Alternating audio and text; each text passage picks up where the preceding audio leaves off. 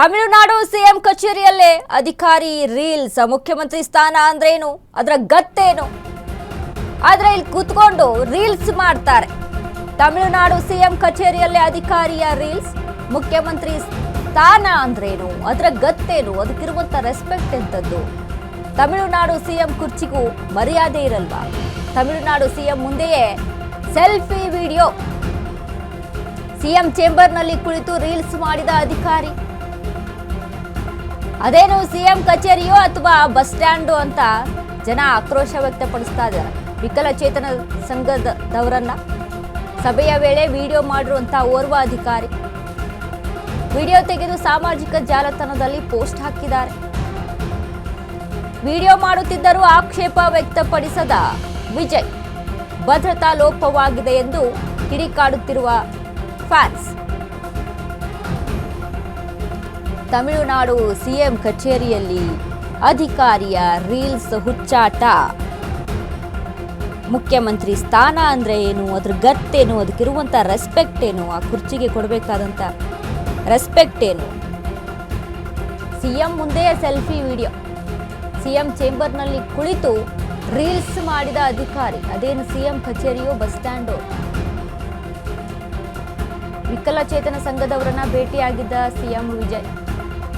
ಸಭೆಯ ವೇಳೆ ವಿಡಿಯೋ ಮಾಡಿರೋ ಓರ್ವ ಅಧಿಕಾರಿ ವಿಡಿಯೋ ತೆಗೆದು ಸಾಮಾಜಿಕ ಜಾಲತಾಣದಲ್ಲಿ ಪೋಸ್ಟ್ ಮಾಡಿದ್ದಾರೆ ವಿಡಿಯೋ ಮಾಡುತ್ತಿದ್ದವರು ಆಕ್ಷೇಪ ವ್ಯಕ್ತಪಡಿಸದ ವಿಜಯ್ ಭದ್ರತಾ ಲೋಪವಾಗಿದೆ ಎಂದು ಕಿಡಿಕಾಡುತ್ತಿರುವಂತಹ ಫ್ಯಾನ್ಸ್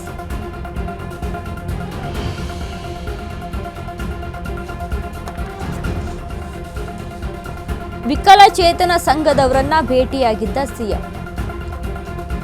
ಅಂತ ಸಂದರ್ಭದಲ್ಲಿ ರೀಲ್ಸ್ ಮಾಡಿರುವಂಥದ್ದು ಸಿಎಂ ಸ್ಥಾನ ಪಡೆದುಕೊಳ್ಳೋದು ಅಷ್ಟು ಈಸಿನಾ ಅದಕ್ಕೆ ಆದಂಥ ಎಷ್ಟೆಲ್ಲ ಕಸರತ್ತಿರುತ್ತೆ ಅದಕ್ಕೆ ಆದಂಥ ಒಂದು ಮರ್ಯಾದೆ ಇರುತ್ತೆ ಕುರ್ಚಿಗೆ ನಾವು ಎಷ್ಟು ಮರ್ಯಾದೆ ಕೊಡ್ತೀವಿ ಅನ್ನುವಂಥದ್ದು ಎಲ್ರಿಗೂ ಕೂಡ ಗೊತ್ತು ನಾವು ಎಷ್ಟು ರೆಸ್ಪೆಕ್ಟ್ ಮಾಡಬೇಕು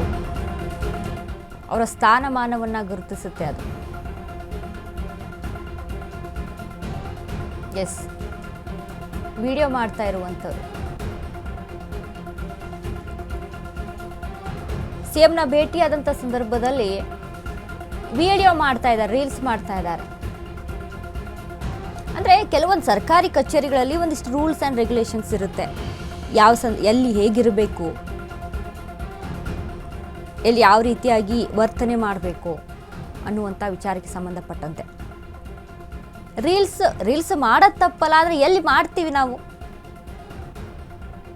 ಯಾವ ಜಾಗ ಪ್ಲೇಸ್ ಯಾವುದು அது இம்பார்ட்டன்ட் கமிஷனருக்கு வந்து மல்டிபிள் ரெஸ்பான்சிபிலிட்டிஸ் கொடுத்துருக்காங்க இண்டிபெண்டன்ட் கமிஷனர்